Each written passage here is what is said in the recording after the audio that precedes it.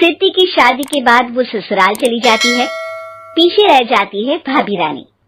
सिद्धि के ससुराल जाते ही भाभी कहती है, अरे वाह जी वाह, सारे कपड़े मेरे। हाय रे पैंट, अरे वाह वाह, मजा आ जाएगा। अरे ये सिद्धि की अलमारी के सामने खड़े होकर क्या बड़बड़ा रही है? जा जाकर देख मेहमानों को विदाई की मिठाई मिली कि नहीं। अब हाँ माँ जी, क्यों नहीं, लेकिन पहले कपड़े तो बदल लूं। अब रानी आ जाती है सिद्धि के उन कपड़ों में जो वो ससुराल जाने से पहले घर छोड़ जाती है। अरे रानी, कुछ दिन रुक जाती। अरे ये तो सिद्धि बिटिया को मैंने ही दिया था, बड़ा ही फबता था उस पर, तुझ पर तो कुछ खास नहीं लग रहा।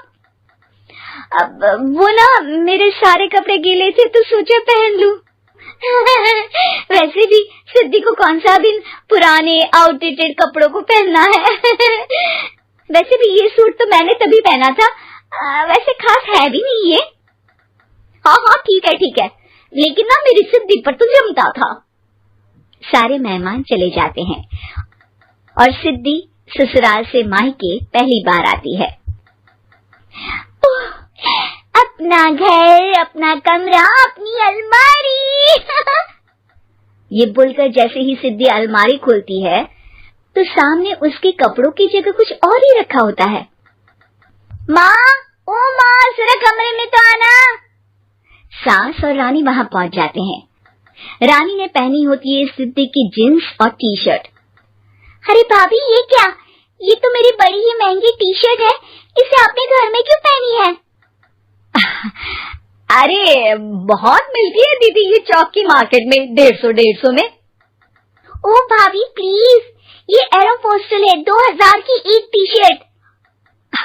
ओहो, 2000 में तो दीदी 4 साड़ी आ जाए।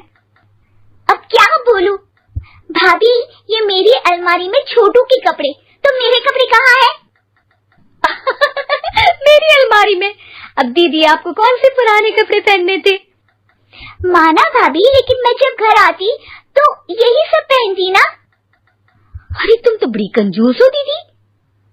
खैर, वक्त आता है जब सिद्धि ससुराल के लिए रवाना हो रही होती है।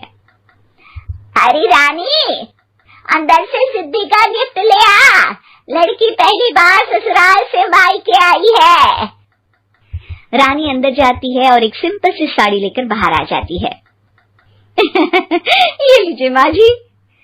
सास बेटी को गिफ्ट देकर ससुराल भेजती है। अगले दिन रानी एक सुंदर सी साड़ी पहनकर सामने आती है। अरे रानी, ये तो वो साड़ी है जो मैंने सिद्धि को देने के लिए दी थी जब वो ससुराल ले जाती, लेकिन ये तूने कैसे पहन ली? अरे माँ जी, ये साड़ी तो मुझे बहुत पहले से ही पसंद थी, लेकिन चिंता ना करिए, मैंने सिद्धि के लिए भी अच्छी सी साड़ी दी है। हाँ। तभी सिद्धि का फोन आता है।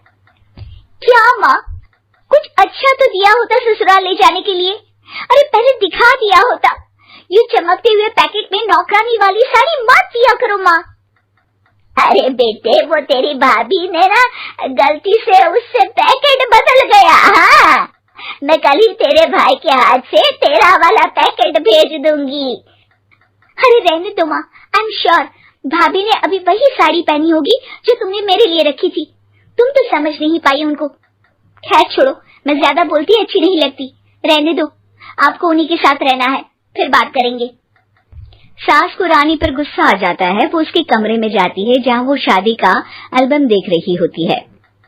रानी, मार्केट जाकर एक ऐसी ही साड़ी लेकर आ, कल प्रतीक जाकर सिद्धि के घर दे आएगा।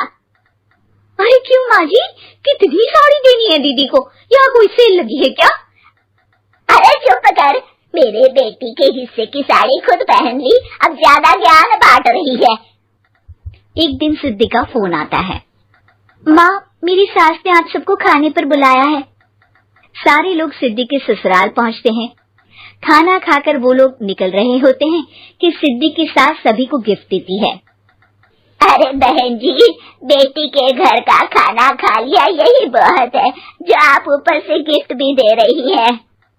अरे बहन जी, आप भी कहाँ इन बातों पर विश्वास कर रही हैं। सास सभी को गिफ्ट देती है, लेकिन रानी को जो साड़ी देती है वो अजीब सी हरे रंग की लाल रंग के बड़ी छाप वाली होती है। अरे छी, ये कौन पहनेगा? सासू माँ को तो जरी वाली इतनी सुंदर, और मेरे लिए ये नौकरानी वाली।